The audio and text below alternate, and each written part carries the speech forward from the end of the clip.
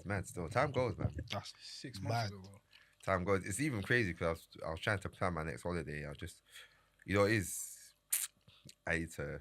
We'll talk offline, yeah, but I need to rack up them holidays, bro. Listen, I had to rack them up quick. I what? I'm actually gonna squeeze that 5 holidays, bro, into a short period. I had to rack them. I need to book for the wedding. Yeah. What for the one that's coming up? Yeah. I haven't booked yet. Yeah, I ain't booked either. It's kind of mad. Oh, you ain't booked yet? I'm happy that we I haven't. checked. No, I checked to book. Oh, okay. I checked to book, but we didn't do it. Can't lie, I'm happy that we all haven't booked. Do you know what I mean? I'm happy that I'm not the only one. Do you get? I checked 2 books still, and I was like, oh yeah, and I saw the dates, and it's kind of dumb. Like I don't know about you, but sometimes with decisions, it's like I know I'm going to do it, but it's like I almost want to be like, let me just wait. I don't know. Let me just see. So I know the exact dates I'm going for. What, apparently, the optimal time to record purchase flight tickets is 2 months, exactly 2 months before. A day more than 2 months, and you still don't get the most optimal price. Apparently, I mean, I hear it though, because both times I've gone to SA, I've seen cheaper tickets later on. That's what Nat did as well. Yeah. I feel like how much did you get for? He's a seller though, because he was talking about how his brethren had discount or something like that. But then I think the discount he ended up getting was like the bill or something like that, or even like a pinky or something. I said it even makes sense. I think he waited for time to book, but then it even makes sense anyway. But he still got it cheaper than everyone else, innit? Yeah, but wait, and then cash flow wise, he still got to hold on to his money for longer. And then he even had a stopover. I think. Yeah, no, he had a to stopover bring as that well, too or something. Yeah, something like that too. Over Remember someone. when he was leaving? He had to go. Yeah, he was going to Amsterdam or something. Yeah. No, what did he get for? Didn't he have a wedding or something? That was before he came though. Oh, okay. Yeah, that was before he came still. Yeah. And then even for my actual wedding, bro, I think my school lot, bro, I think they bought the ticket like that week or something like that. That's jokes. Yeah. You know what it is though? One thing about bare European cities, especially the Greece is for me, bro, if you wait close to time, it's crazy. Wow. The price for it don't make sense. It's so disproportional to where you're going. Not because the country isn't good, but locality wise, it just shouldn't be that. I remember when I was going, I went to a wedding in Athens, and I think someone was trying to book near the day to go to Athens. Bro, it was like 4 something. I was like, what? 4 something to go Europe. How much you pay? Me, I paid like Athens is relatively pricey though, so I paid like 2. Okay. For you get me? For Europe, Athens they charge a lot, but I paid 2. And again, I booked it like I don't know 3 months or something. Considering some of the flights are cheaper than train tickets. Yeah, bro. Like trains always been silly still. Yeah, no, but it's just like, for example, like you can get a flight, like a return flight for like £14. Bro, when we went to Sweden, like randomly sometimes. Sweden was less than Nando's. Gara. Sweden was but like. This is what I'm trying to say. So that like, was back in the days, we'll be like that. Yeah, that was great. That was like for sure. 2018. But let's go £69. Yeah. Now it's £79 or £89. Yeah. That's like normal. Do you get what I'm trying to say? So when it's the hundreds, as soon as you hit 100, that's normal though until you fam. That's when you're taking 1 G. One G. Oh yeah, I hear it. 1 G, 1 shot. That's the clothes on your back. Once you add that luggage, back up 150. It's long, yeah. Gara. So, you know, with the quick ones as well. So say for example, like the wedding, I don't need bare luggage. Do you know what I mean? Like what I'm wearing is not going to be big like that. I don't think I'm Gara not wearing a suit. It's gonna be too hot.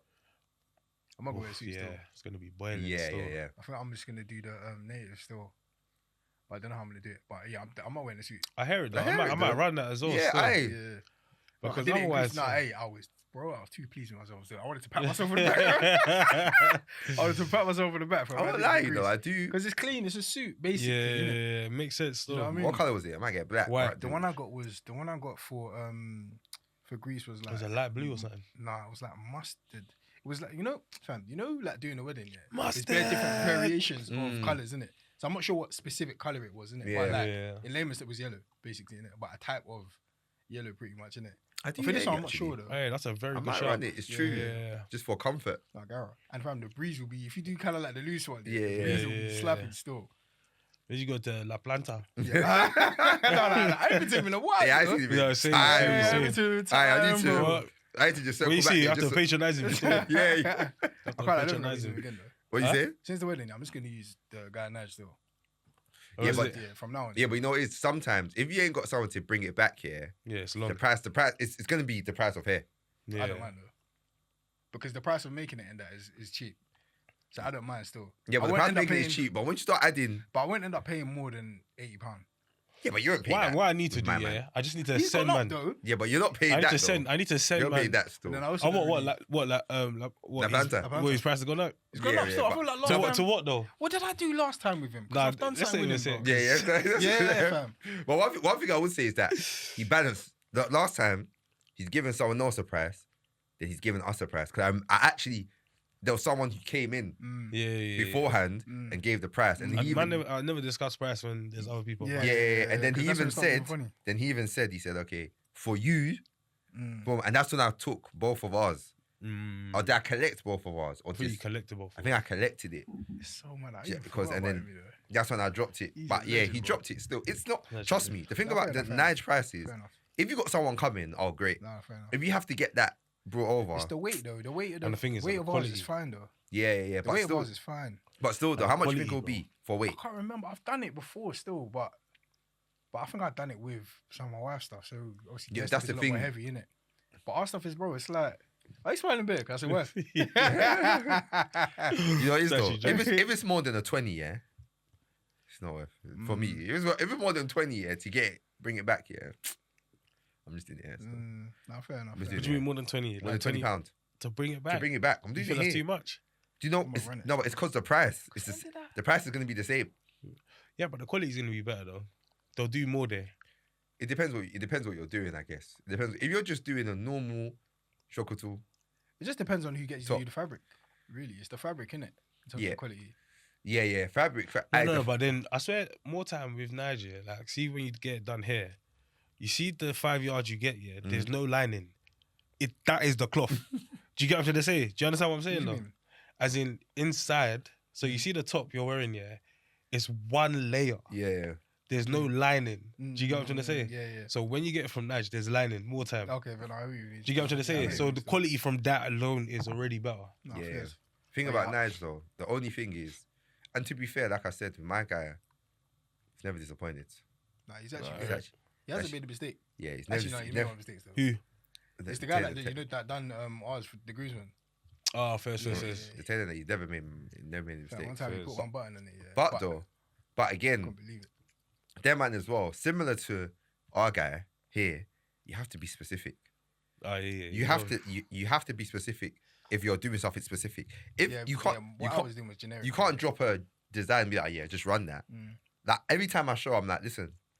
I showed him one recently. I said, "Can you do this?" And he was like, "Yes." And I was like, "Are you exactly that?" I don't want a variation. What are you asking? Can you do though? Is certain embroidery. Oh, but they buy the embroidery though. Yeah, I know. But certain things, you add it. So for example, I've got one that it's like it's something here. There's something here. Do you know what I mean? But it's like you have to get the exact one and you have to sew it in properly. Do they always buy the embroidery? I felt like they buy the embroidery here, but in Niger, I felt like some of them do it. I think some of them would. And to be fair, there was one back in the day that I used to go to in Brixton. What he used to do the embroidery. Yeah. Like, his thing is different still. Yeah, but I always double check, man. Can you? No, fair enough. Can you do this? More time they'll just say yeah, though. Yeah. More time they'll just say yeah anyway. And the thing with the man as well, like, obviously you can get different embroidery in that, but there's not much variety in terms. Can't even lie. The embroidery thing is late, man. I'm not on it. If you're doing it, it'll be quite minimal. Or if you've got agbada and you're putting it on agbada, obviously. That's what it's for, though. Agbada. You have to have embroidery. Oh yeah. On the agbada, you have to. I think everywhere else is just not needed. What? Like, I can tell that when, bear in mind, bro, I've only had maybe about 4 agbadas, I think. So I think I'm kind of accustomed to it now. But I can kind of tell when somebody is not used to using agbada by the way that they move. Like when they put it on. You know, even like the putting on the folding and that. By the way that they're doing it, I could just tell that they don't. This is like one of the first times doing it. Well, give me an example of what they do. So you know, like when you're putting it on, there's a way that you put on that you know how cool it's gonna sit. Yeah. But every time you put on, it's falling off. Yeah, but as in like immediately. Okay. Because obviously it's gonna fall off, innit? Yeah. But like you put it on, it falls off straight away. If you get what I'm saying. But like there's a way for it to sit, so that it's there for a bit. It was so funny. I got a video from my wedding, of my auntie coming in just before we do the entrance. Exactly what you're talking about. My auntie's coming, I remember. She's there. That auntie. I actually remember. That auntie, I love her still. That auntie, I love her still. And what's so funny is that she's an auntie by marriage. But yeah, until I got older, I didn't clock that. I thought she was the relation. Do you know what I mean? They come up doing Big Mummy from Nine, but they're like, listen, like this is how we do it. This it's so jokes because even on stage, bro, there was one time, bro. So I'm sitting on stage, and she's shouting instructions about what to do. I'm thinking, to you, yeah, to me, because they're so close. Oh, okay, first. Just stay. So she's saying certain things. She's like, do that. So then when the women are doing that, she said, don't smile. Don't smile. Because she was like, you're not allowed to be excited. Yeah. You get me? You just got to be cool. I remember you saying that. Yeah, it was actually fun. When I heard her say don't smile, it made me smile more. You get me? It made me smile more. What do you don't smile? I said forbidden fruit. I was cheesing. You get me? Huh? I was cheesing, bro. Fam. I was bloody hell, bro. But happy Mother's Day. Happy Mother's Day, man. Happy Mother's Day, man. Mothering Sunday. You know, apparently, don't know how true this is, but Mother's Day wasn't originally about mothers. Apparently, we'll fact check this after. Yeah, but I feel like I need a woman here just to, no, look, to verify. Look, apparently it's called Mothering Sunday, and apparently it links back to the church. Yeah, that you first found your faith in, that kind of brought you up, that kind of taught you, etc. Apparently, that's the origins of Mothering Sunday. So it's about going to your original church that kind of you grew up in, that baptized you, that brought you up, etc. Do you know what I mean? Then it changed to pay homage. From Mothering Sunday, yeah. It changed from Mothering Sunday to Mother's Day, and then we changed to something. Was that here? To double check. Because obviously Mother's Day is the person that was explaining it was from UK based, so I'm assuming it was UK, man. Fair enough. That one you have to fact check. You have to fact check. Do you get me? I have to fact check. Do you know what it is as well? There's sound like much of it. In this day and age, bro. Do you know how many different revelations there are? New revelations there are about the origins. Of How can we be moving more forward in time, but finding out more about like things from way we further were doing back? That today, literally about fortune cookies, because my wife was basically like, "Oh, it's like demonic." It's demonic, basically, innit? And then I was like, I thought it was an American thing, so it's not actually a Chinese thing; it was an American thing. But apparently, it started off in the Japanese temple or something like that, and like the strips that they used to get were things that they used to sacrifice, something to do with something, innit? Yeah, but just to say that, fam. Honestly. By the way, guys, I've just checked it quickly because I don't know why I didn't do this before. I just didn't think of it. But yeah, apparently, UK wise, what I said was correct. It was going back to. But did it originate in the UK though? So in the 16th, so UK Mothering Sunday was from the 16th century, and that was why they done it. US Mother's Day was at 1908/1914, and that one was honoured. That was actually for mothers. Okay, cool. Yeah. But they're saying that like the ancient roots is like a Greek festival. They're saying apparently, again, you need to even go deeper, look at the sources. But apparently it was a Greek festival to the Mother of Gods. But what's the funny face. What's the century? What's the century when that one happened? It doesn't say when that originated first. What the ancient roots? The Greek one. It doesn't say. But so UK Mothering Sunday was more about church. Fair enough, man. Actually, going back to your mother church, man. I hear it. So what? So you go back to your mother in church on. Yeah. Hey, listen, pay homage to the church. I say, yeah. Fam, pay homage to the church that raised you. It always will, bro. You have to pay homage to them. This is the thing, though, like unless it was jazz. Unless it was jazz. 100%. If it was jazz, then don't go back. 100%. And what is raised though? Like, do you get what I'm trying to say? Like, what do you mean by raised? Because it's like, I guess gave you the foundation. There's a church. Yeah, fair enough. Yeah, gave you a foundation. That's a very good way of putting it. To be fair, I don't know. Giving you a foundation and raising is two different things, though. Yeah, but I think not to go too deep into the words. I think it's more so like, where did you kind of first hear know your faith, hear about your faith, stomping ground kind of. Yeah, do you know what I mean? Did you figure things out? Not necessarily where you got saved. Yeah. But where did you first hear about the gospel or see the gospel in action, or do you know what I mean? Where gave you especially for us growing up here, and I know a lot of people like our gen growing up and people younger, church was like on Sundays. I know I'm going around to get to the point, but have you seen on TikTok the like African archives thing where they show like people having African parties in each other's houses and stuff in the 90s and stuff, Seen that couple. and it looks so wholesome. That was church back in the days for us. Like, people are come there, they celebrate their birthdays, their christenings, their baptism and all that. You used to do it upstairs in church. You do it upstairs, they give you rice and chicken and bare things pop off after, you're chilling. I feel like that's also part of the root, that community roots of church. It's also part of your for a lot of people. They don't do that as much anymore, like in terms of birthdays at church and stuff. Recently, they did one though, and I was actually surprised. I was thinking, why they do this here? Who? What? It was Levida's mum. Oh, yeah, but that wasn't on the Sunday, She done But the parties in church weren't on the Sunday. Yeah, weren't on the Sunday, I don't think. Yeah. No, they were after church still. There was some that was after church. Sometimes they were after church, but that would be like kids. I mean that. Yeah, that's the ones I remember though. The ones after church. Not first. I don't remember really people renting out the church, but yeah. But you know what it is? All of that stuff is that's what made it a family church, in my opinion. I feel like when the church becomes better formal, and the only thing that happens there are church events from that specific church, you lose that community sense a little bit. Yeah, you got to go around. Yeah. Do you get what I'm trying to say? Like, I feel like it's better when it's that. Do you know what? You're looking for somewhere to do X, Y. Oh yeah, come. Like, we've got a space, you can use it. Obviously, you don't want you to come and defile this space. Bro, what you walk in, bro? Egg on the wall, bro. But am I bugging out? Or back in the day, there was I don't know if it was an Ethiopian church. Yes, I think they used to use it for prayer meeting or something. Or was there a time of the year where they used to come? They used to do prayer meeting or something like that. Oh, I'm not sure, but they definitely used to do prayer. I remember meeting. what you're talking about in terms of there was a time of year when I don't know if it was the Ethiopian church, but where people will come like, and it was always it's like the summer, and then they'll be staying overnight and all that during the summer. I can't remember, but I know that because sometimes I'll go to church and you see them and they'll be upstairs, and they'll be praying. They'll do that their own prayer meetings and stuff. I think the church used to be quite like you know what I mean? Space, but I think as well now the way life is getting, government policies and that, they're just getting so like restrictive with timings, noise, all that kind of stuff. Like even one time I was talking to someone in church about like back in the day. So for example, when we used to church, sometimes Eddie will have the keys to lock up. Yeah, I mean, but they were like, they can't do that no more because now they need to put down the registered key holders, and like you can't have like for accountability purposes, you only have to have so many.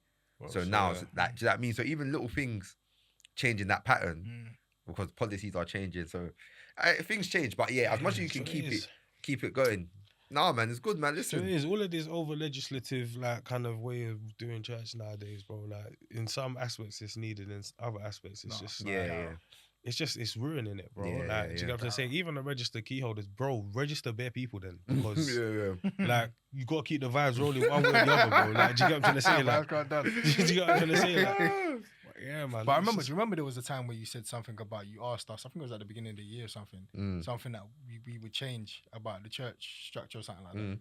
And my thing was that basically, like, there's a lot of like hurdles sometimes in it, and like structures that obviously there's need for structure within certain realms and whatnot, innit? And there's certain things that I'm not privy to. But then a lot of the time, certain things are just like, fam, like, is it that serious? Like, can't we just do this thing, or can't we just go up and? Sure, it is. And it's so annoying because I felt like I was the one saying the same thing. But you know, it is as well, one thing I do hear is that, fam, I don't want to open up these doors for you lot to come and use this place and you lot keep like, I'm hearing people are lipsing upstairs. Like, do you guys just say these times I know they're just on badness, man. Like, not, do you get what I'm trying to say? Like, I don't want to. So I understand it from that perspective. So there needs to be some level of like responsibility in it. Do you get oversight, all that kind of stuff. So fair enough in it in that sense. Like, I don't want to make it seem like it should just be open the floodgates. What's funny as well though is growing up it was just a norm for people to go church. So you know when I talk to people now who haven't grown up in church, I always have like it's an interesting conversation. I'm like, all right, so what was that? What was that like? Because I got a few friends now who they didn't really go church too much. Do you know what I mean? They went church in their like latter years. That's when they gave their life. They didn't grow up going to church. Whereas in my, again, I always used to say in school, all the bad youths, again, my school's predominantly African Caribbean. Yeah. Everyone, whether you were good, whether you were bad, whether you went jail, you just kind of went church. Do you get me? On Sunday. So it meant that like there's a lot of common songs we all knew the same songs. In school, sometimes I told Solomon Ojo, man will run inside here. If there was a keyboard in maths, we'll start playing bare keys. Everyone starts like, bro, we just that's it, full gav. That's right, man. But yeah, man. So it's interesting when I meet people who didn't grow up in church but they're Christians now, and we're from similar backgrounds. I'm like, oh, that's quite interesting to me. Still, like, what was that like? My area, bro, bare people didn't go to church, and then the people that did, you didn't know that they did. Do you get what I'm trying to say? Because it was never that you knew that they did. You didn't know that they did. Do you get what I'm trying to say? Until one random Sunday. I remember one random Sunday. One of my actual dogs, by the way, like, which is kind of mad, but. I'm driving, like, obviously we're driving back from church or something like that, yeah. And I drive past one church and I see him outside it. And I'm like, what the heck is going on here? I'm like, hey, I saw him Monday. I'm like, oh, you go to church, yeah? Hey, listen. You're on this church thing. Hey, you got to church, innit? Go to church, innit? but 100%, bro. Like, I think bare people did actually go to church, but when I speak to people now, yeah, and it was like, oh, no inkling, da-da-da. Do you know what it is? Sometimes I feel about it two different ways, yeah. I feel like, on one hand, yeah, like you've been able to develop like I don't know how to explain it, but a raw intellectual but then spiritual connection to like church and God sort of thing, yeah. Because you've come to it later. But then I understand the kind of drawback to that is that you feel like you've missed bare stuff that other people might know inherently because they've grown up in church. But then I feel like the people that have grown up in church take a lot more stuff for granted. Yeah, definitely. Do you get what I'm trying to say? Definitely, like, I get that. And that people, there's things that you just take as true. Yeah. Naturally, in it, it's like, no, that's true because you've heard it the most, or you've heard all your friends from different churches say this thing. So it's like, okay, that's our common understanding. But listen, like certain times as well, growing up in church sometimes might make you a bit lazy with stuff as well because you've heard certain stories. Yeah. And then those who are coming to faith a bit later, naturally you're a bit older, innit? So when you're looking at things, you're looking at it from a different perspective or whatnot, innit? And your understanding is a bit more. But there's bare things that we learn in Sunday school, for example, or we just hear from the pulpit. It's just, oh yeah, but you just never, you don't know. It's like what my mum says about school. She's like, here, you don't take it for granted. You lot are lazy about it because it's free, innit? Do you know what I mean? Like, and it's waiting for you when you're ready, innit? Yeah, facts. But it's like when you got to really, like you're really trying to make it up out of something. Yeah. Like you're paying for this. Like, do you get what I'm trying to say? Like you're stressing your family to pay for it, all that kind of stuff. Like you treat it differently. Yeah, think about how differently you do. Blood, sweat, and tears for you to go to school. What? Aye, for you to go to school. You know, it is even, and this is like such a left field one, yeah. But me and my mum were talking literally yesterday, and we're just talking about like family and people and different things and stuff like having a passport. Yeah, I don't think like we can play it and be like, oh yeah, man, I'm traveling here, I'm going here, or I'm free to travel there. It's a big thing, bro. When you have to apply for like visa before you travel. Or when you have to be vigilant about when you're leaving the country, or you can't go to certain countries, you can't. It's techie still. Do you know it's very techie. One thing I didn't clock yet. I didn't clock like how. I've obviously again you could say it's born of privilege or whatever because I've always had a passport. As long as I remember, I have a passport. Yeah. I didn't clock that having a passport was a big thing until I see some of these American dating shows like Pop the Balloon and that. Yeah. And then like, do you have a passport? Yeah. No. And you know some of them are gassing when they say yes. Yeah. You get what I'm say? But then the fact that it's a question, it's like, I travel around the US. I've got like on my whatever card they've got, whatever ID card that they've got. Yeah. I'm just like, huh? But then, man, you can America, you can drive like literally imagine driving from New York to like Cali or something. Yeah. It's like different climates, different time zones. It's like a different world, isn't it? And from what I remember as well, you can travel like interstate, or in like within the US with a just ID. Yeah. I think. Do you know what I mean? So exactly. You don't need your passport. Yeah. And but just so on your thing about why the hell am I waiting? But on your thing about the driving to like a different state and then time zones, at what point? I know, bro. These lot do like 3-day road trips. They love a road trip still. But like, I wonder what point, you've crossed over the time zone threshold. In what sense? Do you get? You know, like when they say like Route 66 and all that. Mm-hmm. So like, but like, what point? Like you're driving on the motorway. I've crossed the threshold now, so I'm now an hour ahead. Yeah, or I'm now. Do you get what I'm trying to say? Like. You could just mean time. No, UK. I know what it says still. I know what it says because it's bro. It's like, fam, certain I think California from here anyway. I think California's like, I think it might be like 9 hours either behind or ahead or whatever. And then I feel like New York might be like 5 or something. But you're within the same country. Yeah. Where? Yeah. I feel, but that's nothing about time and stuff though. That always says that. Not to start getting. Not, wait, why you? You gotta take something like that out. You know, the camera just ugly. That's exactly what I was thinking. Hey. What? He was wiping his nose in it. Yeah. But it was.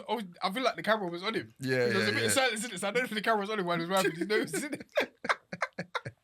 Hey. No, that is jokes. No, I hear it still. And even being born here as well, not until like I've had Hey. Cool. That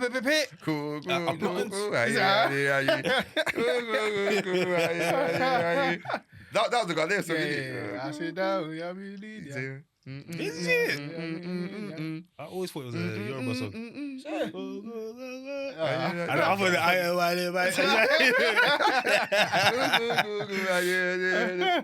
But not until I've had close proximity to people that are actually struggling with immigration up until like later years did I realize, hold on, it's not that everybody's pattern is patterned. Like certain people, they came in when they were younger and they didn't come in by choice. Yeah. Since then, their parents patterned them. So then now at this age, I remember family members doing like the test for like indefinite leave to remain and all that kind of stuff, like, which at the time I never got it. But then it's funny because they always do the same thing. I feel like everyone that I know that's done it, they'll be asking me questions. They'll be like, he was and I'm like, what? Like, some of the questions are actually I don't even know that. Even we didn't study that at school. Small when we'll get back to travel, and then certain people are like, they can't come. But I didn't really get why you can't roll. And obviously people are private things. People don't say straight away. It's only when I got older that my brother might tell me, like, man, I just got my passport kind of vibe, innit? And I was like, it's not a joke, man. Yeah, I remember one of the man that got stuck abroad, but Okay. He tried to keep the vibes rolling, bro, but do you know what I mean? He should have just stayed true to it. Try. Yeah. Bro, it's not a joke. He should have cut his clothes according to his size. Apparently, there's cut your clothes according to your cloth. Cut your what? Clothes according to your cloth. Cut your clothes according to your cloth. Well, I kind of hear that though. Because I kind of hear it. Yeah, I hear it. The amount you have is what you should cut. Exactly. If you cut too much. Exactly. If you cut like you got more, you're screwed. You're screwed. I hear it. It don't sound as. Yeah, cut your clothes according to your size makes like it's heritage, innit? Do you get? Well, I had to bring back my sayings still.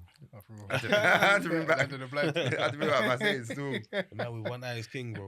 Hey, the land of the blind, the man with one eye is king. They use that at work, man.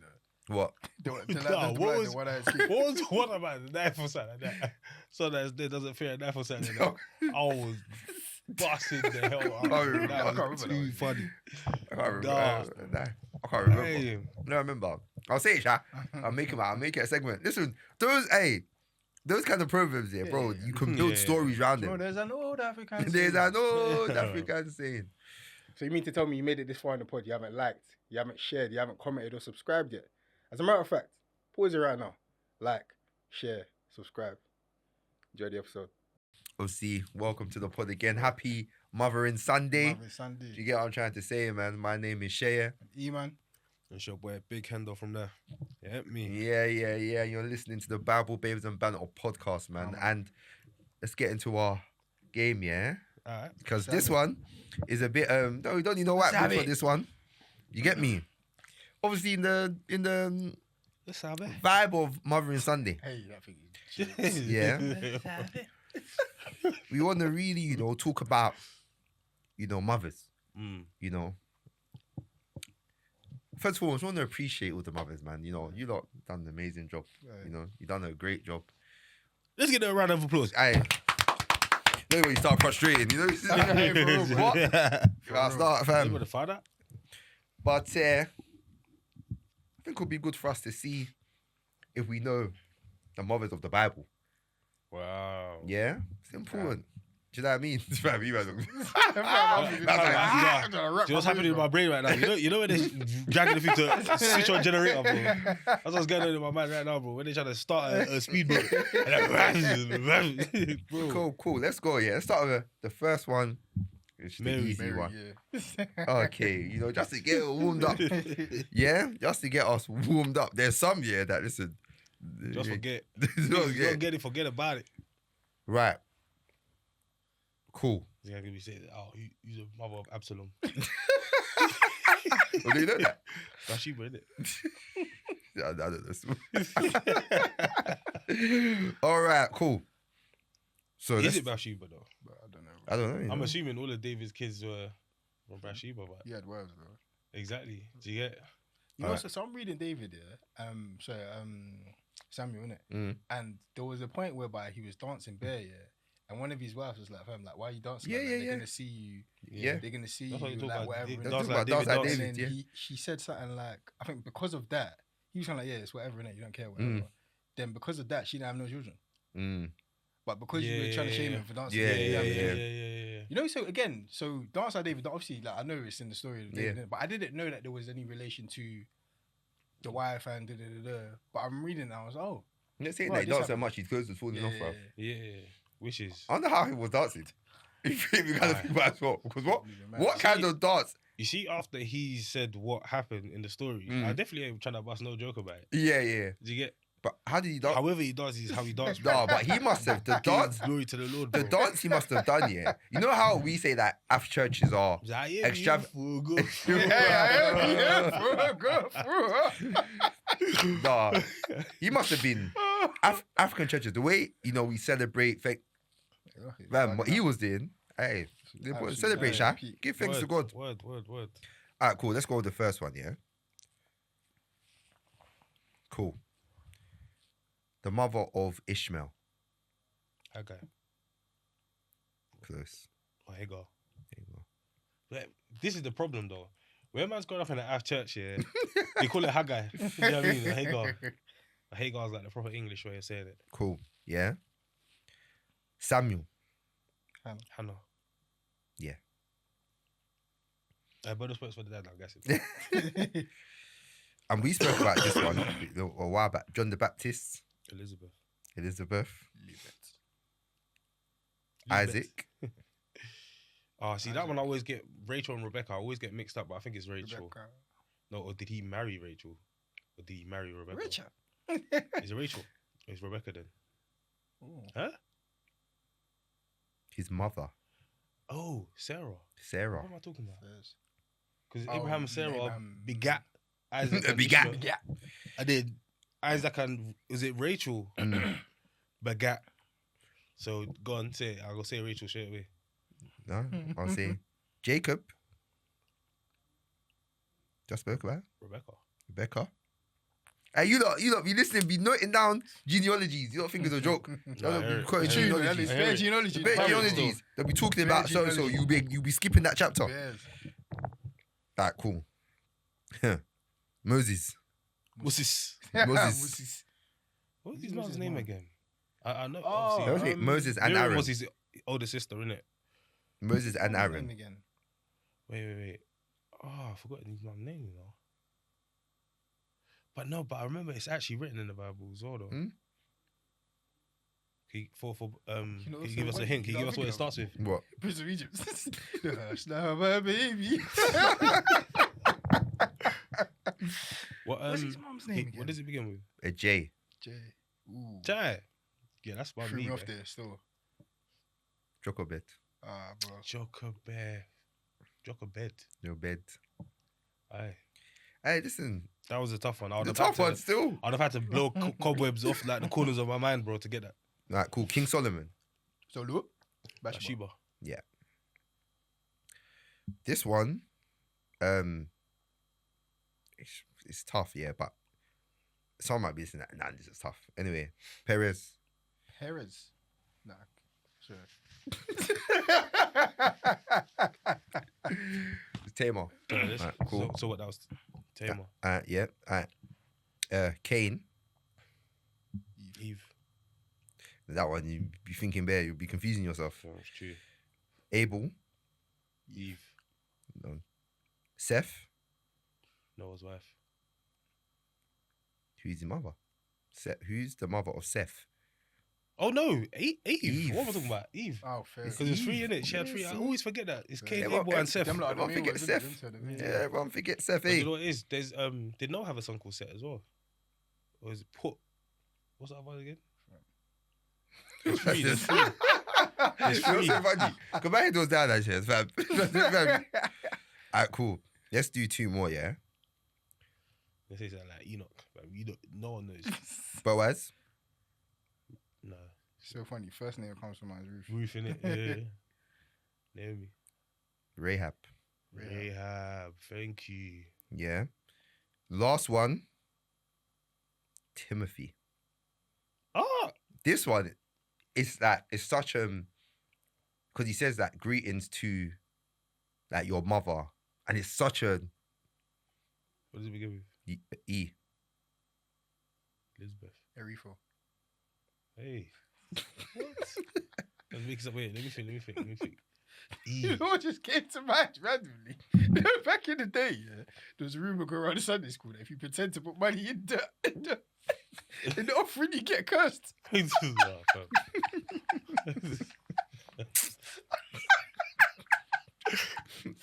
Oh my days. Timothy. Mother is Eunice. Oh, fair enough. You know they always say it like, greetings to your mother. Fair enough. Yeah, man. And bonus one. I didn't know that was a big plan. Bonus, and then we just Bonus. How many of these did you know? Probably like 6. Did you know the Eunice one? Yeah, I knew Eunice. Eunice, it's funny because I say this. I was talking to my wife about this. Yeah, I don't tend to remember things that you should remember. Do you know what I mean? I remember things that are kind of obscure, like the side things. It's really weird. But to use the mother, it's the last one, yeah, of David. Damn. Who's David's mum? That's Jesse. I know his mum's name. The Bible actually doesn't say. Yeah. I was thinking. So why the frick have you said bonus? I don't get it. The answer is, it doesn't say. Right. Yeah. We'll see in the comments. Tell me what you think about it. It doesn't say. Obviously, in other ancient texts, they name. Do you know what I mean? But in the Bible, they don't name, man. What do you think? What do you think about? We kind of had this conversation before, though. What do you think about extracurricular, extra biblical? Do you know? Biblical. Today. You know, it's about extra biblical stuff. I think I was literally watching something today, basically. I think the first thing with extra biblical things here is you'll be surprised if you look into it. Like a lot of books that are not in the Bible, like by historians, the text is questioned. Yeah, it's questioned about how reliable is this? Yeah, they're writing about things, but this doesn't align with other historical texts about the time it should be written. And even like the beliefs in it align with groups that were a lot further down the line, so it couldn't have been from. Do you know what I mean? Time or whatever. So, for examples, like imagine we were writing about the start of the podcast. There was a book about the start of the podcast and when we started, and this is found like 1,000 years later, and they're talking about and you know, me living where I live now. You didn't write the book at that time. Because at that time, I didn't live there. So it's impossible for you to have written that book and know that you're mismatching 2 different times and you're putting them together. And a lot of the time they used stuff like that to be able to validate. Exactly. Yeah. And location and all of those sorts of things with times. Yeah. So a lot of books, right? A lot of books, their validity is very questionable. So I say all that to say, I wouldn't encourage you to read the extra biblical books because they're not necessarily like, even the ones that we speak about the most in terms of they have information about this, about giants, I'll still say like, be wary when you're reading. Look, things are, I'll never say don't read, don't look at, don't investigate. But if you're looking at it for like a source of truth or you're looking at something for guidance, then it's definitely just the 66 books in the Bible. What do you think about like extra biblical in terms of commentaries? I think that's fine. I think commentary is like watching preachings about a topic.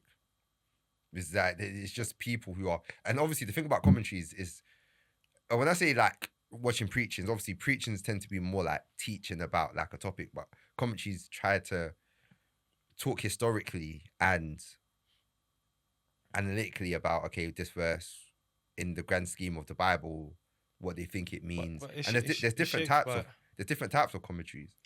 Yeah, but I feel like it's still shaped by what their core beliefs will be. So if they're Calvinist or same as preachers. Yeah. Do you know what I mean? Same as like whatever pastors, whatever anyone preaches is based on their theological stance. But I guess that's why it raises a question as well, though, isn't it? Because if you're from one or believe in one sect's core belief system, and you're reading a commentary from another sect which has differences, then because you're kind of like just lazily or blindly reading it and taking what you're saying for fact, you don't know how this opposes what you actually believe in. Do you get what I'm trying to say? Because that's how I say it. Sorry, it's the same as listening to that different sermons from different pastors that 100%. are not your church. Let's say, for example, because I don't think people see it that way though. I think people are just, because it's written down on a piece of paper, it's black and white. People are just more likely to believe it's more valid. Do you get what I'm trying to say?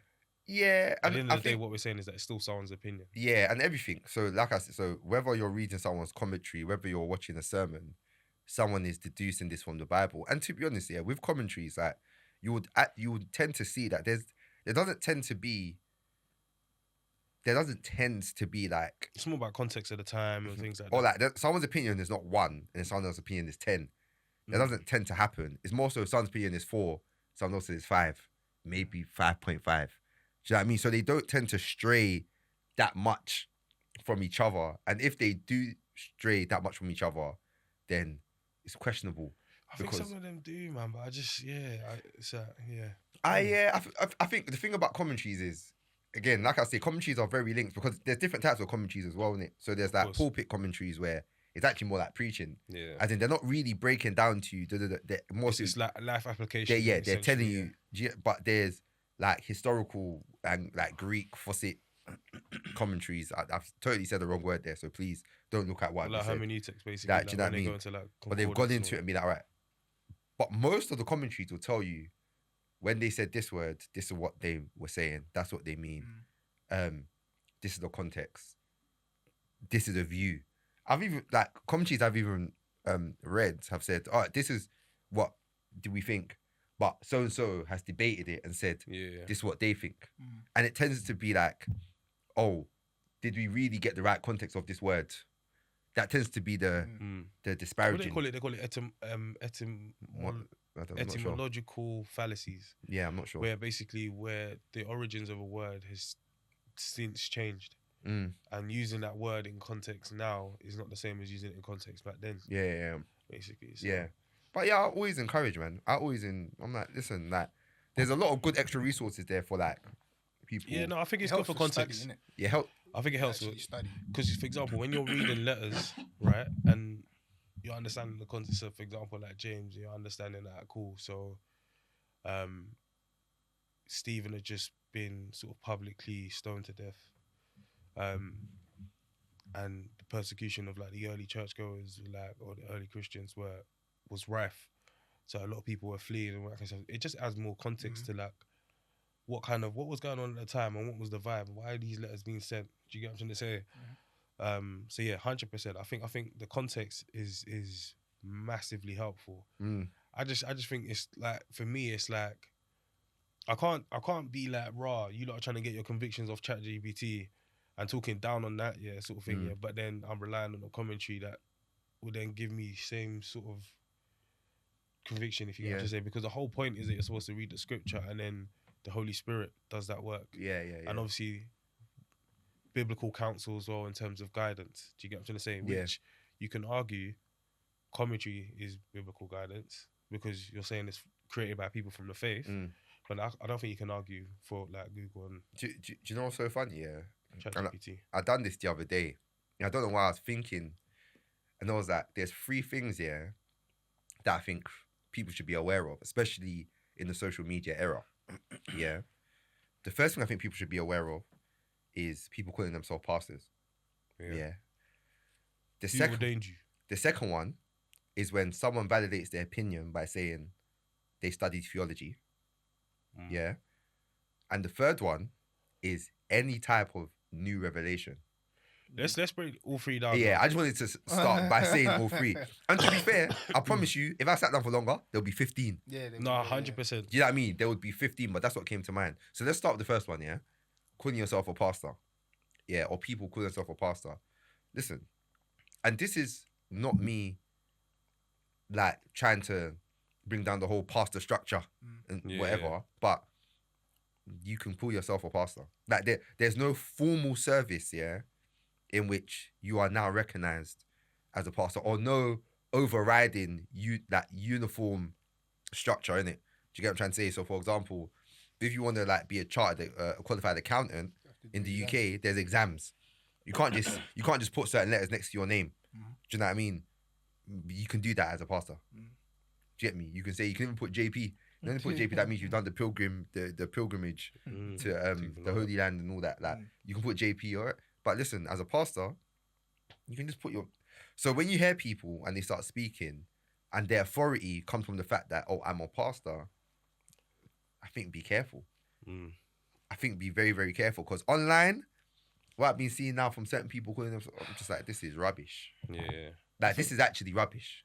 No, 100%. I think titles wise, I think, do you know what it is? Because I was, is it in Timothy as well, where it talks about giving, affording, like, especially teachers in the faith, like double honor. Which I get, yeah, and because it's something I've always struggled with a little bit in terms of like, rah, why is someone carrying your Bible around? Why is someone doing X, Y, Z? And boom, boom, boom, yeah. I still don't understand it. Huh? I still don't understand that. What do you mean? What, carrying someone's Bible? Yeah. Do you know what it is? It's just like, yeah, I don't. Do you know what it is? I never. You see, all of this stuff. Well, I don't care. Like, as long as your heart is in a certain place. Yeah. But I mean, like, so I can't imagine me, Emmanuel, being a pastor. And I don't even like going to a hotel and someone takes my luggage from me when you're supposed to. And obviously, you can take mine still. Yeah, obviously. That was convenient. You know what I mean? Still. Obviously, because even, do you know what it is? Even for example, I thought if my auntie or uncle, if let's say they're staying at my house and I meet them outside, bro, I'm taking all their luggage in for them. Do you know what I mean? They're not touching their luggage. But why is that different though? Dan, what you do, Dan the pastor thing or Dan the hotel thing? Then both. I think the family, there's the respect element there, innit? And obviously there's the respect element there with the pastor as well, innit? But the hotel thing, for example, is like, it's more like a service, innit? Customer service. It's more like a customer service sort of thing, innit? And I don't want you to, even though it's literally your job for you to do that. I don't feel comfortable doing all of that sort of stuff, innit? But the pastor thing, yeah, it just feeds into the whole people. It feeds into the extreme things that people do for pastors, innit? Even though that there are certain things that are like cool, like it's not crazy for you to pour man's water or to give him a bottle of water while he's preaching or something like that, or give him a handkerchief or something like that. But because there is an extreme where people do an absolute mad thing, the lines between that are quite blurred, innit? I think you know what it is? I think it's the two intersections of those different examples, yeah. So like the luggage one, yeah, you're doing it to free up the hands of the person who's just checking into the hotel. So they're gonna be doing, cool, my room, XYZ, boom, boom, boom. Don't worry, I'll take care of your luggage. One less thing to think about. Do you get what I'm trying to say? So lock in, get your reservations done. I'll meet you up at the room. Services. Do you get what I'm trying to say? So, but it's a service. But what does that service? Reputation. What's the outcome of the service, though? Innit? It's freeing up the hotel guest, like, and giving them one less thing to worry about. Do you get what I'm trying to say? Yeah, you can call it that. But I'm honing in on the point where it's giving them one less thing to worry about. So then, from a pastor's perspective, it's like, cool, lock in, like download, like spiritually download, like what the message is and all that kind of stuff. Like, this is one less thing to worry about. One less. Don't forget about water and Bible and XYZ and boom, boom, boom. Like, gone. Do you get what I'm trying to say? That kind of vibe, yeah.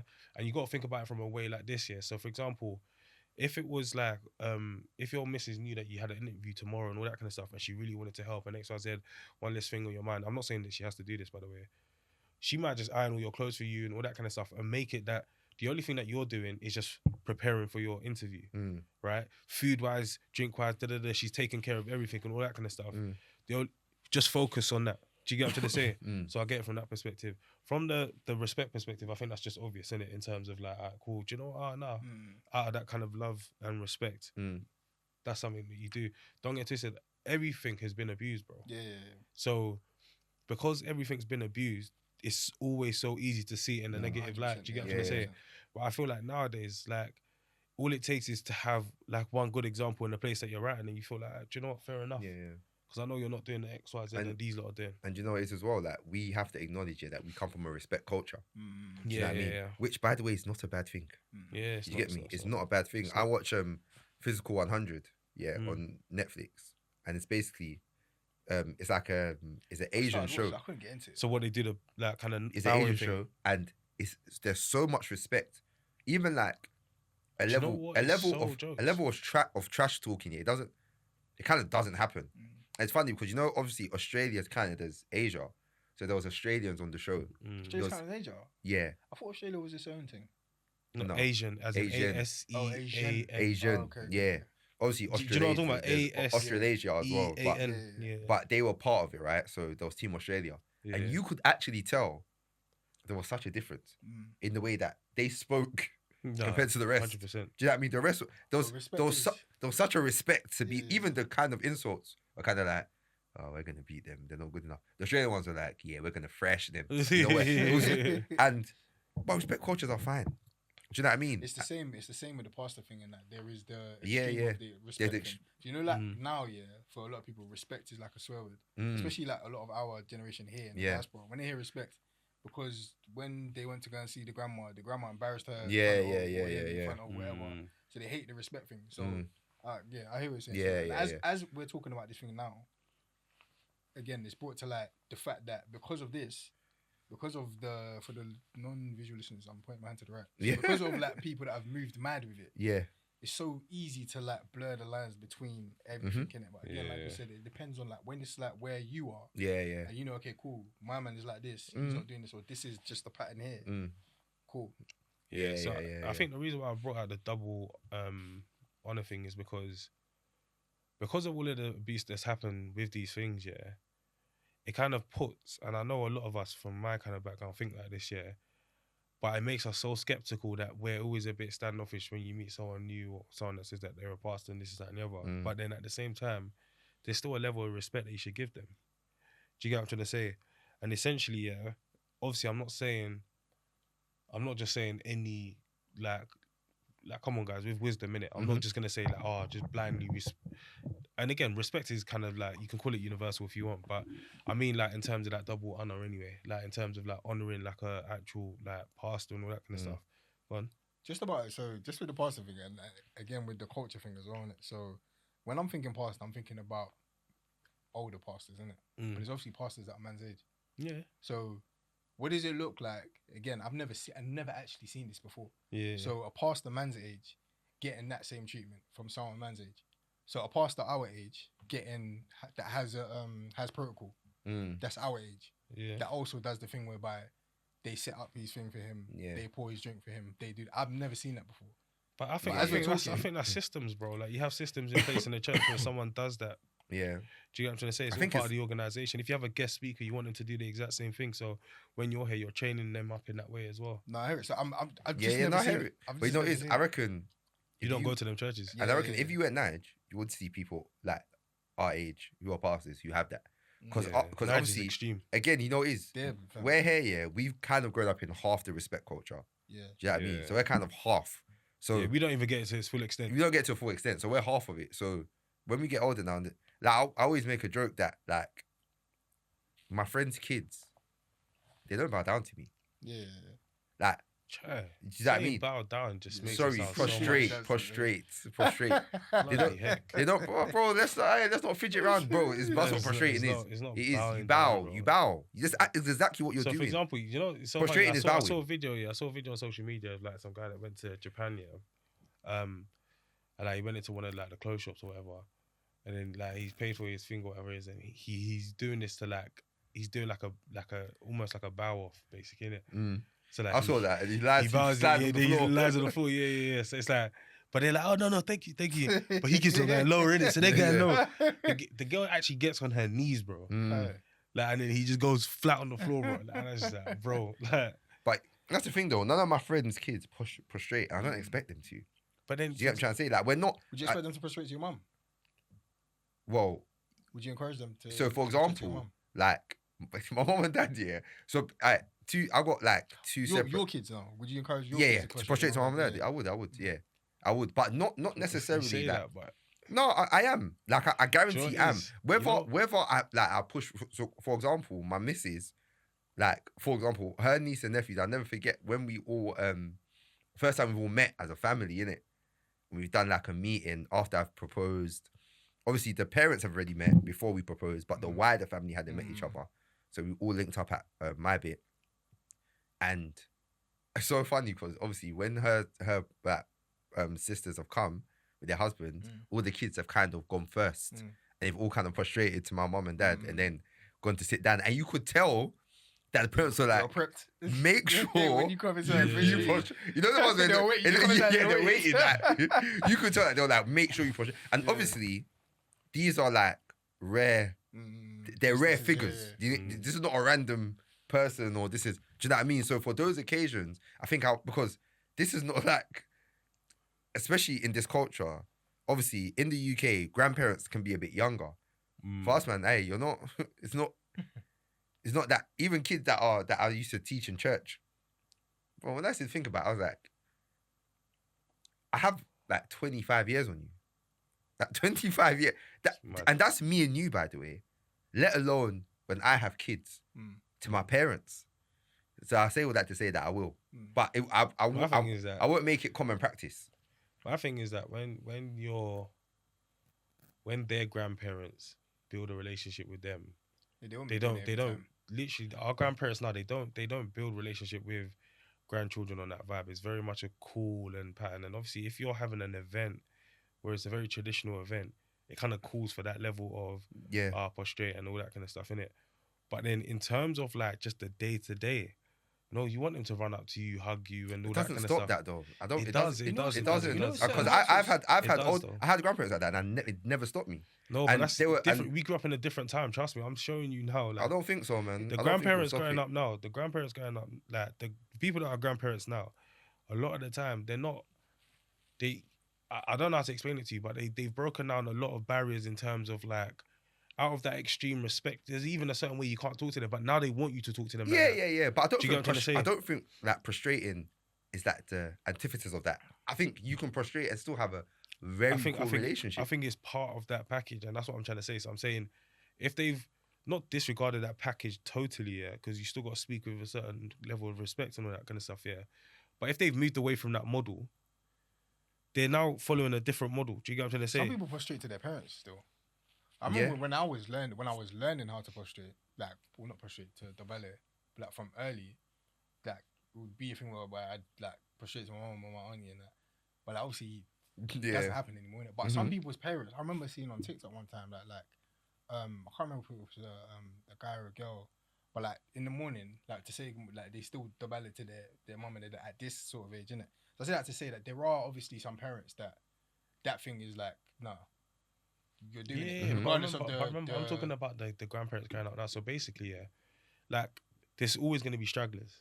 Do you get what I'm trying to say? I'm saying it's a dying art to a certain degree, innit? What's going to be what?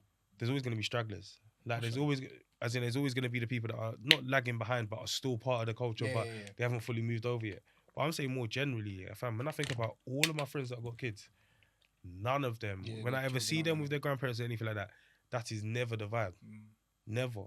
Do you get what I'm trying to say? The vibe is always more friendly, more fun, more jokey, more, come, like running up to them, hugging them, all that kind of stuff. Do you get? It's more that kind of vibe. No, I hear it. Yeah, I just don't think it stops it. I just don't think it stops it from happening. I think you can still have a bare fun, great, jovial relationship. Because prostrating is not like, and again, like the way we prostrate. I remember when I was younger, I went to Nigeria for the first time. Obviously, they said I had to do the proper prostrating. But now, as I'm older, even when I prostrate to uncles, it's not even a real dabale. It's just a head nod. 100%, do you know what I mean? 100%. And I think that again, that's part of the half and half kind of culture thing, innit? And the same thing that I think I want my kids. I'm not saying I want my kids to lie down on the floor, but I want them to be a level of, like I'm not greeting uncle or auntie, which by the way, there's 30 something years in between us. Do you know what I mean? But and I wonder what that's like in other cultures as well, because obviously, like, so Japanese culture, then I think in some Arab cultures and in some cultures, like they'll do the cheek thing. Yeah. Certain people, they do like them. There's bare respect cultures. Like but I wonder what our age group are saying with that, and how much they value that. Yeah, but remember, like, we're in this English British culture that's whitewashed a lot of stuff. Yeah, that's what. Yeah. So because of that, that's why we don't do it, and that's why a lot of people from those cultures come here. And after a period of time, they don't do it. That's what I'm saying. I wonder. But as soon as you go back home so when you go to the UAE and you see what they're doing, they live there and that's part of their tradition. I feel like them man is still, so like us man them here, if we were from a country that done the whatever thing that they do, I feel like they still pattern that. No. Yes, 100%. But that's different. But those are the ones that are here though. But that's different because, for example, when we were growing up, when we were in the thick of like our traditional and culture bag, like, we had hotspots, places that you go to in London where it's our people. And you grew up around it a lot. Now we're in the melting pot, like where there isn't really high concentrations of our people anymore. You can't say that anymore. Do you get what I'm saying? But with other cultures, there still is. Do you get what I'm trying to say? So because of that, they're still keeping that alive. Do you get what I'm trying to say? So I think that's one of the key reasons why you don't still see as much of our culture protruding as it used to be. Do you get what I'm trying to say? So I would say, so I agree with that, but I think, the whole kind of like quote unquote throwing away the prostrating and the bowing thing is because of the way that it's been abused. Oh yeah, first, yeah, 100%, 100%. A lot of people resent it.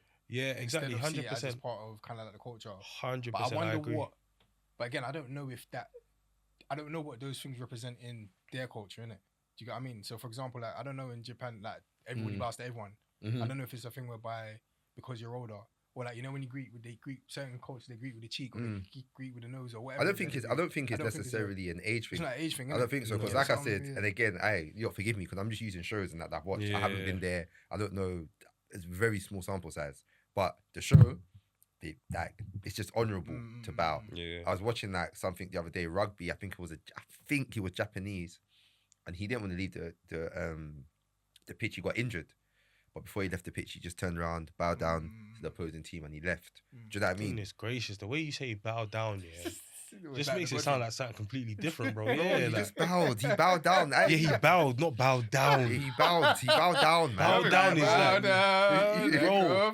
Bow down is something different, bro. Bow, bro. He bowed down. Bow, bro. courtesy. You got to say all of that stuff is normal. Nah, man. He bowed down. That's what he done. He went like that. Nah, he didn't bow down. He bowed down. That's the exact action he did. You know, bow down. You get on your knees, bro. No, and you literally bow down. That's bro, on your knees. No, it's not, man. It is. It's not. No, it's not. He bowed. And that's exactly what he done.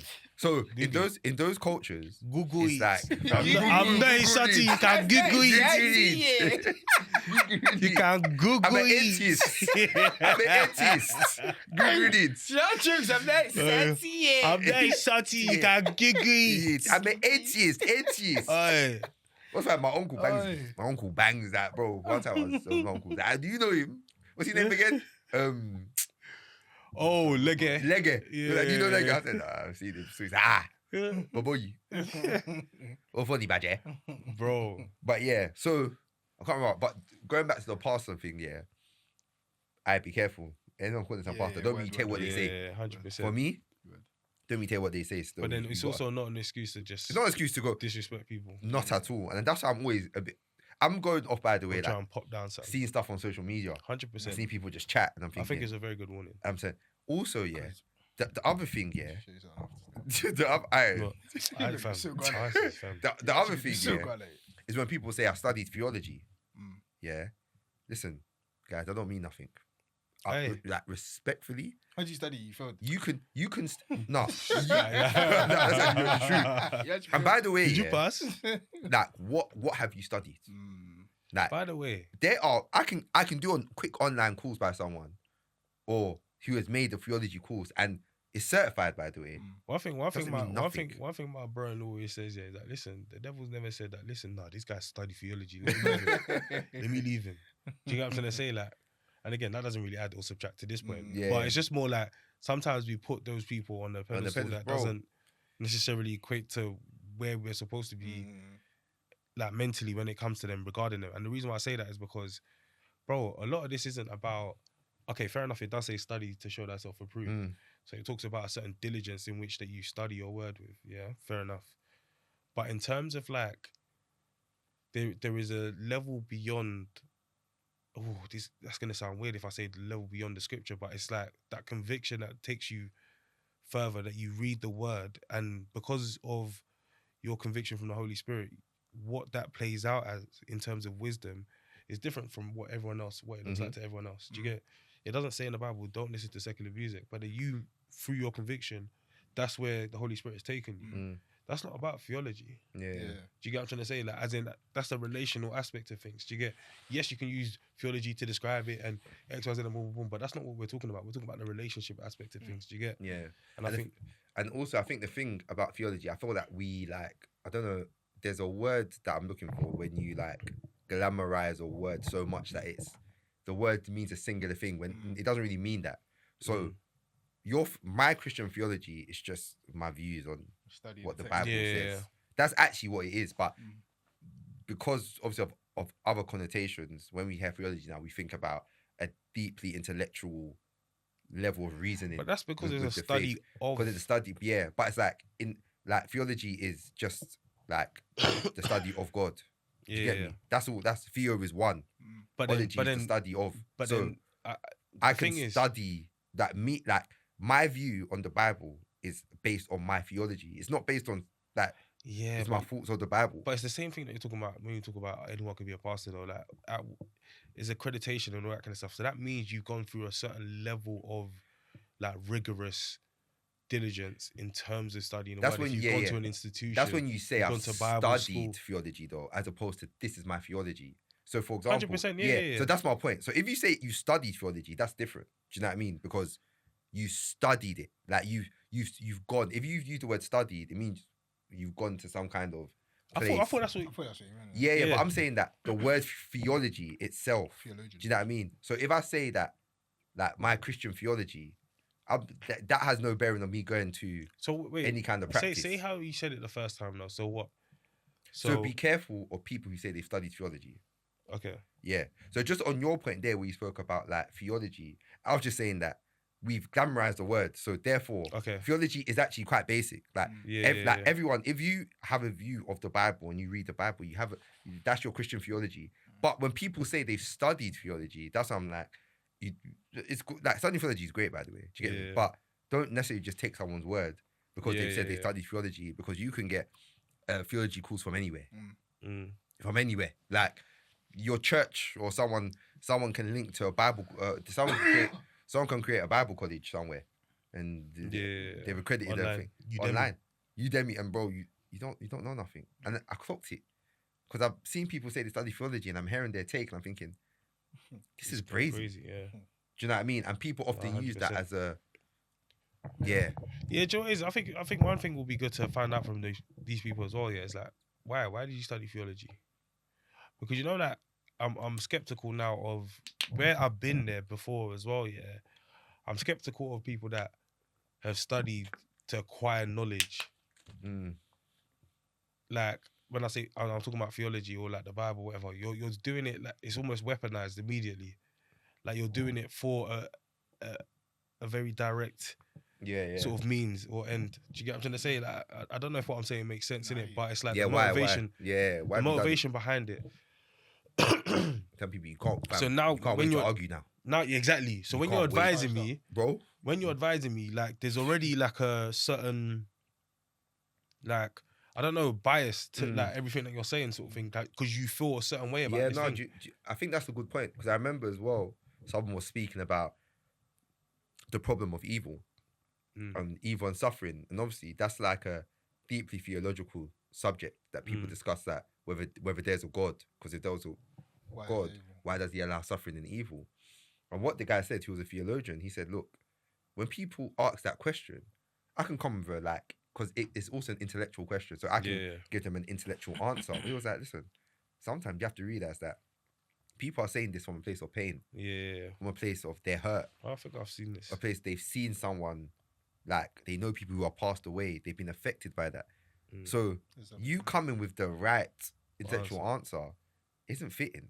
Yeah. And in fact, one, because it's not wisdom. Do you know what I mean? 100%. And what you should be really trying to do is be like, have a human to human conversation about, fam, like, talk to me about your concerns. 100%. Do you know what I mean? And that should be the vibe. But if you go in the other way and straight away, I always bring this example up. And I think doing that, that's really good. Yeah. And doing that the first episode of the podcast, I said it, but when someone said to me, they were talking about evangelizing, and they were like, boy, when I go to heaven, boy, they can say that I tried. So I was thinking, what, is that why you do it? And I remember that moment, I was like, what? And I was kind of younger in my faith. And I was like, what? You evangelize just so you can hear well done for trying. What, don't you care? Do you know what I mean? That about what you're doing. I was like, fam, once you start doing all that, you've lost it. Do you know what I mean? You're not in the right place. I remember when preachers talking about it before, where he was talking about a similar situation where someone asked him about good and evil and how can there be evil in the world if God's good, sort of thing, innit? And then he was like, he started blasting through the intellectual answer that he's got. He's like, boom, boom, boom, if there's good, there's got to be evil, and if there's evil, there's got to be good, whatever. And he saw that the person was just like really upset, sort of thinking it like disproportionately to how he's answered, whatever. But then he realized in that moment that he'd basically given the right answer, but in the wrong time, whatever, similar to what you've just said. So that's why I felt like we've watched the same thing, innit? But yeah, and that's the thing. So that's what I'm coming back to. Like when we're talking about like theology and all that kind of stuff. Like, yes, there is the sort of intellectual side of things, in terms of like, the Bible says X, Y, and Z. This is the context around the time, boom, boom, and da. But sometimes it's not the context around the time that's gonna bring that thing to life for you. Do you get what I'm trying to say? So that's why I understand, and that's the road I thought you was going down when you were saying, like, be careful of those that say, "Oh, I've studied theology," because it's like, all right, like if you only look at this thing from an intellectual perspective. Like, you're actually shortchanging us quite a lot. Do you get what I'm trying to say? Still. Because even in terms of like fathoming certain things, like, just wouldn't be able to understand it. Do you get what I'm trying to say? Like, there's no amount of theology that can fully, for me, explain grace. Do you get what I'm trying to say? Like, it's not. You can give. Like, you have a pretty good try, pretty good. Like, do you know what I mean? But there's something more to it. Bro. Do you get what I'm trying to say? Like, we're not designed to know everything. So you're right. The answer that you give, at times, like you said, the right answer, it's not the hard answer. You know what I mean? Like that's why you got to be quite open and quite aware of the spirit and like where the spirit leading you in this conversation. 100%. Bro, your preset answer might not be the answer you need to give right now. And you know what it is as well? I think one of the things I've said more recently is like, don't be afraid to bow out of a conversation because of how it'll make you look or whatever it is. If you're not like, it's like the click thing. Like, I don't know why I always think about that, but it's like, it's jabbing, bro. Like, chill. Do you get what I'm trying to say? You ain't got to give an answer. Do you get what I'm trying to say? And actually, the person might respect you a lot if you say, do you know what it is? Let me think about this before I say something. I'll come back to you. Sometimes do you social media doesn't allow for that as well, especially when you're talking about... Social media doesn't allow for that when you're talking about preachers and people that say that and they've studied certain things. They have to give an answer. To give answers and very, very quickly, concise, in a certain type of way.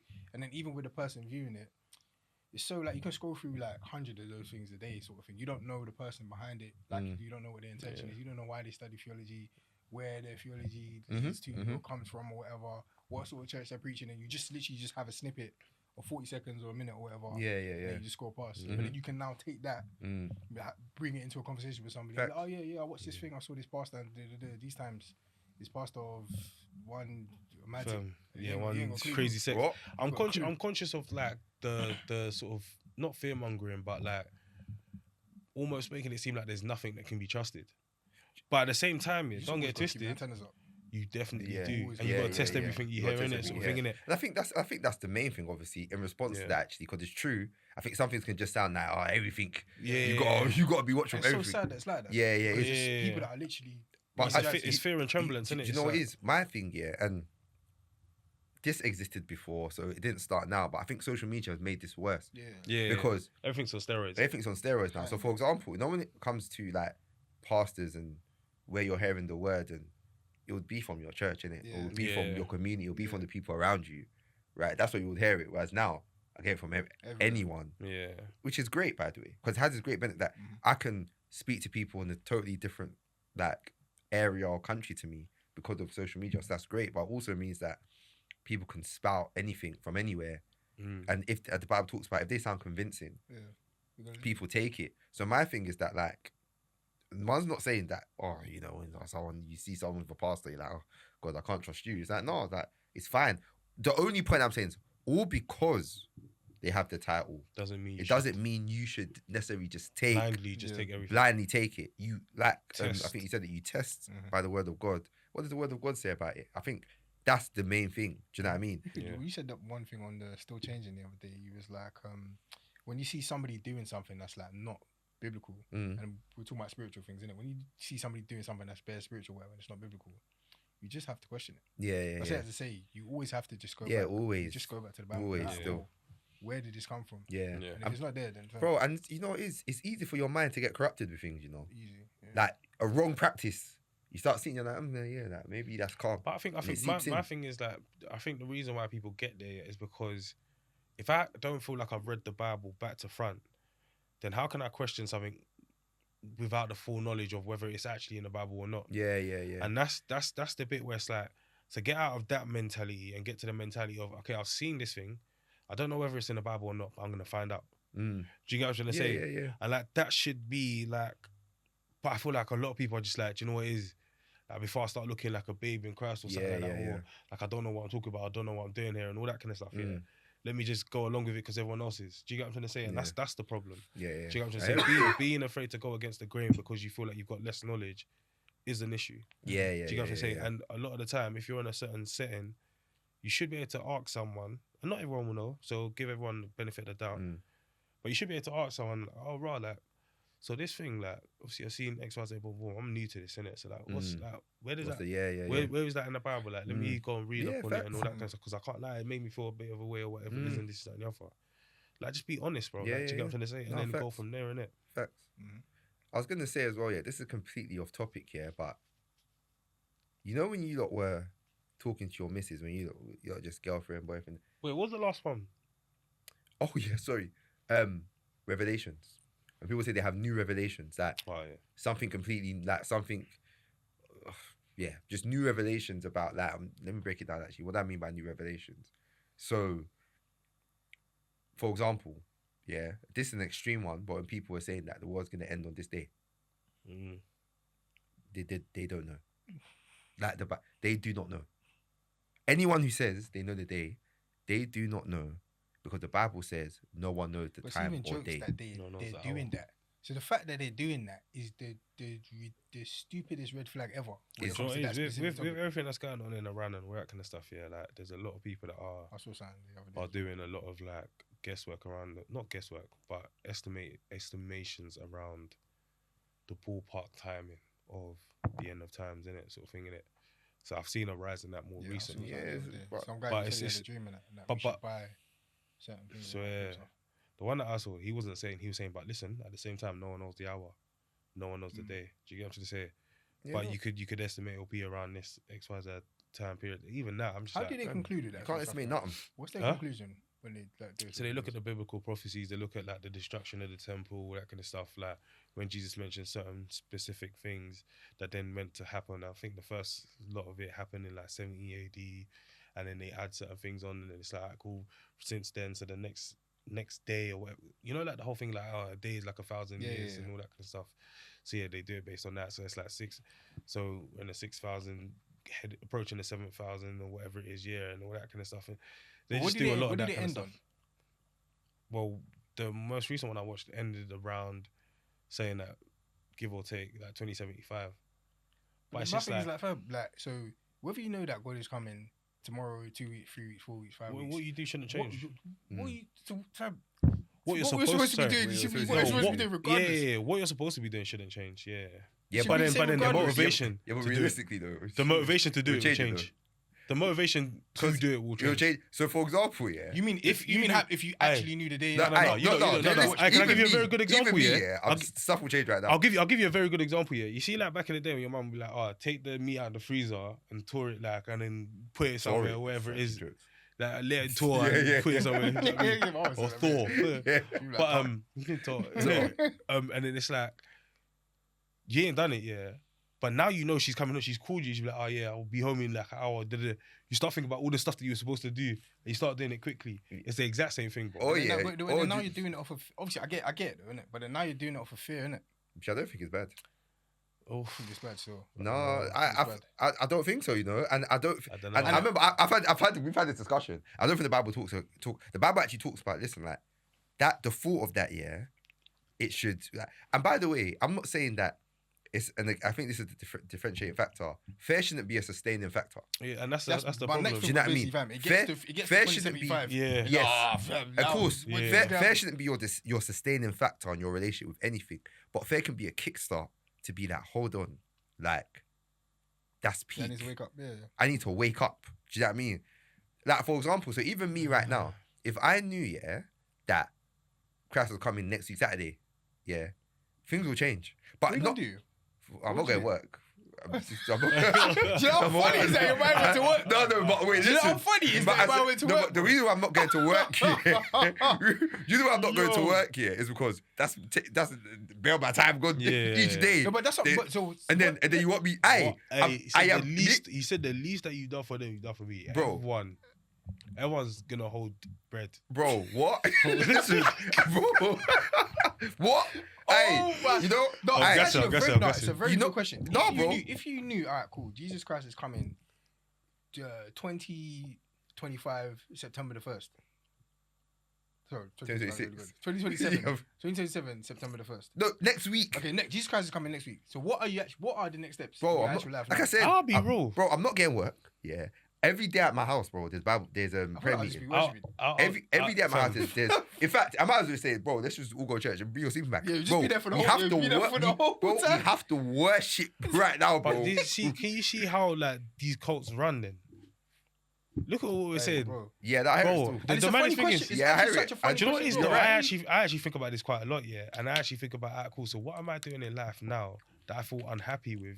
That I would feel like I have to change it. Because what I actually think, because again, with all of this stuff about world ending, people predicting this, that, and the other, my mindset on this thing is that, cool, so I need to just continue to live in a way where I'm showing my love through my actions, through my behavior, showing my faith through my actions and all that kind of stuff. Yeah, 100%. So like that means, in every interaction, I'm trying to be, like when I say with the utmost integrity, bro, in every interaction, bro, do you get what I'm trying to say? Like that's the key thing for me, because it's like, I think, anyway, I don't want to go too deep into it. We can talk about it another time. But I think in general, it's kind of like, no, but I'm supposed to still go to work though, because you're supposed to work like you're working onto the Lord. Like, do you get what I'm saying? That's something that the integrity of that contract, like, do you know what I mean? Like, you're showing integrity to that contract. Oh, like, I hate you though. No, I hear it. Listen, I absolutely hear you, and I think it's a very good point. The cult point of what you do, what you actually do now. The cult point is interesting, but I think the reason why is because this thing we know is hypothetical. So the cults are moving off a truth that we know is false. So, for example, obviously we're saying, "Oh, what if it was next week?" We know what we're saying here. Truth that is in this world sometimes is subjective, because, by the way, the example that you've just given now, you believe it to be true. Bare people from the outside looking in might be. You've heard that he's coming next week. Who did you hear that from? We haven't interrogated all of that. But the fact is, you believe that. That's my point, though. So in that example, whether I've said next week, if anyone who puts a defined time, you're wrong.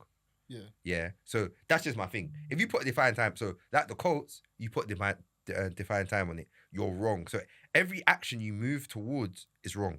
The same way how we've said, if he's coming next week, obviously it's a bit of bants, but we're wrong. Like we can't say that. So going back to we should be living every day. Bro, do you know what it is? This used to scare me back in the day. I'll be like, bro, you have to live every day like it's your last. I used to be very shook. Bro. So remember that time it was. So I have to organize my room every day, just so everything's like very clear for anyone to find it and all that kind of stuff. I was like, bro.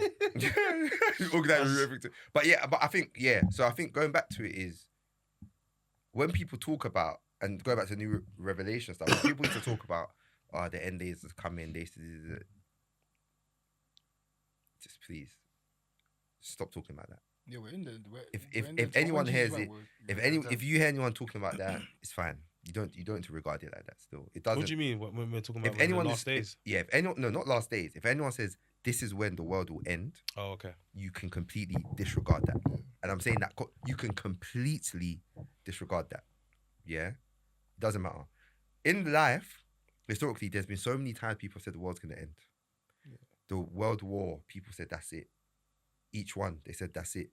Famines in Africa, people started to point to the Bible where it said, "Oh, so and so will dry up. This will end." A lot of our views here of what the world will end, and I'll pause it here because this is going to go into something else here, but it's so Western. There's a reason you don't hear people in Africa spout, "Oh my God, this is happening, so the world's going to end," because they've lived it, bro. People haven't lived. They have lived through a lot of things that people are like, this points to the end times. And sometimes you also have to even look at, is it just our privilege, yeah, that we start experiencing scary times, and now because it's scary for us, it points to the end times. It's just a whole lot. But my main thing here is, listen, if anyone starts saying that the world's gonna end on this day, just turn it off. You don't have to watch it. I do think Africans talk about end times though. Like, I don't think a lot. I don't think you would find. Like, you're saying based off of certain things though. So yeah. Like, okay, the fact that there's war again, going sorry, on, I'm not talking about end times. Yeah. Like, right, so because we're in end times, the Bible talks about it, right? end date. The end date, like the world's going to end here on this because date, of this. Do you know what I mean? We should talk about all of that stuff though. What's going on in Iran, all that kind of stuff as well, man. Yeah. Like, No, for for all, I could drop something at the end as well about it. Like a prayer. Yeah. What am I saying about? What was that? And that was the third thing. That was the third thing. Yeah. That was the third thing. Cool. Still, people read a section of the Bible, bro. We've had this section for time. People have been preaching on this thing for time. All of a sudden, you have something completely new to add to this thing. You'll start saying, no, but what they really meant is this, or what I saw, God showed me last night. That what he really meant. There was one about turn the other cheek, bro. And they were talking about how it's actually a sign of disrespect. Like when you turn the other cheek. So if someone slaps you and you turn the other cheek, you're standing up to authority. But I was like, I can't lie to you, bro. Like, yeah, people. That just doesn't seem like it carries the message of humility. Yeah. That exudes from this thing, bro. Do you get what I'm trying to say? It's crazy still. And bit of it can sound mad intellectual. You know, when people speak. Yeah. And I was even gonna make a video on this the other day. Obviously, I have the you know when people speak in a certain voice and stuff like that. Mm-hmm. So one of the ways to make me disengage from something potentially, the potential is quite high. To be fair, the potential is quite high. Is if you're speaking in a very specific type of way for that specific type of thing, because you're trying to sound, you know, like there's certain even instrumental soundtracks. Yeah, exactly. Yeah. Some guys be like, just chase the dream. I'm not watching this. Yeah. Right. You could actually be saying what you're saying, but I'm not watching. You know, that's even me with everything, by the way. I remember, I thought I was watching one podcast. He was like, it was the one in the barbershop, the Americans. Oh yeah. Like, how fam, the way that they're talking. Yeah, I can't watch it, bro. Like I can't. Even certain songs, even if it's a Christian song, if you start doing certain things in it, it's so hard for me to take it in. Still, it's so hard for me to take it in. Bro, I feel that one. Like it's tough, but and that's with everything. Yeah, that's what I'm saying. It's not just it's everything, but it's just I've just named a few areas. Looking at your bro, everything. If I know you, if I actually know you personally, fam. Well, we need to talk about this another time though, because you know what it is. There's certain times that. You have to actually do certain things because it's fitting for that. Yeah, I think we have spoken about it because I was saying this before. I think we have spoken about it because I said the thing about like if I know someone's trying to motivate me, bro. Yeah. It's actually like fam, I can't do it, bro. There's a level to which is acceptable, but it's the unrecognizable thing when I'm actually like, nah. Yeah. It's crazy. But yeah. So you got it, bro. You got it. Calm. All right, cool, guys. You got a dilemma in, man. Ooh. We got a dilemma in still. Right, I haven't read it, by the way, because this guy starts saying, "Are you ready?" I haven't read it. To be fair, I've read the first paragraph. So. No, but I read the rest still. Just to see. Lie. They'll start saying bare things, and I read it out now. They'll cancel the thing, bro. But anyway, it's a lie, pants of fire. Alright, cool. So I've been seeing this guy for a little while, and honestly, he's a really good man. He's kind, respectful, consistent, and I know he genuinely cares about me. He doesn't play games, and he treats me really well. Sounds. I'm just already shaking my The thing I'm Why? struggling with though. For goodness And sake. let me read the whole thing through. Do you know For what? goodness sake. Why is he already shaking his head? She's literally telling you that Do the you know news what, good though? and you think she's lying. Because that sounded like the other one. Yeah, it did still. sounded like the other one we got. It did. It sounded exactly like. It sounded similar to the other one, but this one's come after, innit? But it sounds. Yeah, it does. Thing still, but anyway. So then I'm gonna start again. Did she follow up, by the way? She followed up. She did still. She followed up. I think she followed up. No, Sorry, she did. I'm gonna check it. Fair enough. Followed up still. Alright, cool. Let me start. I'm gonna start again. Yeah. Alright, yeah, no, cool. first. I've been seeing this guy for a little while, and honestly, he's a really good man. He's kind, respectful, consistent, and I know he genuinely cares about me. He doesn't play games, and he treats me really well. The thing I'm struggling with, though, is that he's quite timid. He's not very assertive, and he doesn't naturally take the lead in situations. A lot of the time, I find myself being the one making the plans, making decisions, and kind of pushing things forward. I'm someone who does want a relationship with a man leads, and where I can respect him and support him in that. But sometimes I wonder how that would work with him because he doesn't naturally step into that role. So I'm a bit torn. On one hand, he's a really good guy. But on the other hand, I wonder if we get into... They typed mad.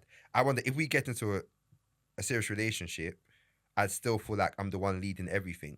And I don't know if that's something that can grow over time or if it's just who he is. The thing is, yeah, I need to download what I'm saying properly so I can say it properly, innit?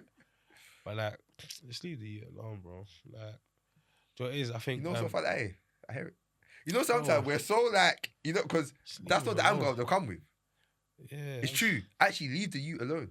Because it's what it is. Like, if you're saying he's a good youth, he's a stand-up guy, he's that, leave him for someone who's going to appreciate the fact that he's a good youth and he's a stand-up guy. Do you get what I'm trying to say? Like, it's you see the whole timid thing and the whole, then equating. By the way, we're talking to you out of love, man. You are sis, innit? 100%, but you see, out of love. Yeah, man. I got a bias though in terms of like the whole timid thing, yeah, and talking about that in relation to leadership, innit? Obviously, you know what you mean more than what we know, but it's like leadership does not always look like abrasive, bro. Like, it doesn't always look loud. It don't always look like alpha male-ish and all that kind of rubbish. Do you get what I'm trying to say? Like, bro, I remember back in the day, we used to have a joke that used to go, I take a backseat, let my young bucks drive the whiz. Do you get it? Like, it's the vibe that I'm sitting in the back of the car, you're driving the car. Does that mean you're leading me, bro? Do you get what I'm trying to say? Like, and it's like, sometimes I feel like people in this day and age, especially with all of the whole propaganda and verbiage and all that rubbish that's been put out there, yeah, like, you're looking for a certain man to show up in a certain way so you can almost, like, back in the day, it always used to be a thing where it's like, it's the man that wants the trophy wife.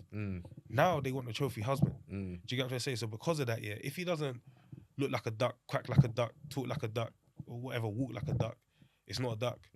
Like, that's rubbish, bro. Like, as in, just because the guy's not, so it's you that's initiating, cool, let's go to this place, the guy might actually just think that you're more that way inclined and all that kind of stuff.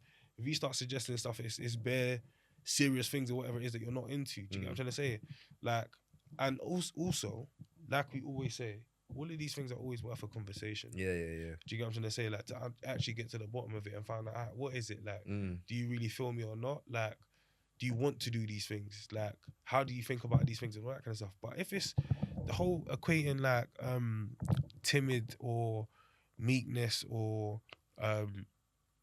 like someone being an introvert to a lack of leadership, it's just weird, like, nowadays, bro. It's just like, I think we have to have more depth than that, bro. Like, because people are more, there's more dimensions to people than just how they present. Yeah. Do you get what I'm trying to say? Agreed still. Yeah, word. Yeah, I agree still. My thing was going to be like, what do you mean by leadership? Because this is one of those things that, like, is said quite a lot, innit? I want him to lead, I want him to lead. What is that? Like, how does he lead, innit? What does it actually look like, innit? And like you're saying, it doesn't necessarily look like he's mad boisterous, he's mad assertive and says, do this and da-da-da-da. Sometimes leading can be taking a back seat and allowing this and that, and you're playing chess, man. Bro, sometimes your man's going to walk into a room, he's not going to command the eyes and respect of everyone in that place. He's going to come in and no one's going to notice, bro. Like, hey, that was hard to hear that one, bro. He's just come in the room and that's all that's just happened, bro. And no one's turned around to look, no one's felt a presence, no one's felt nothing, bro. Like, and that's okay. Like, bro. The leadership thing is one of those things that is said a lot.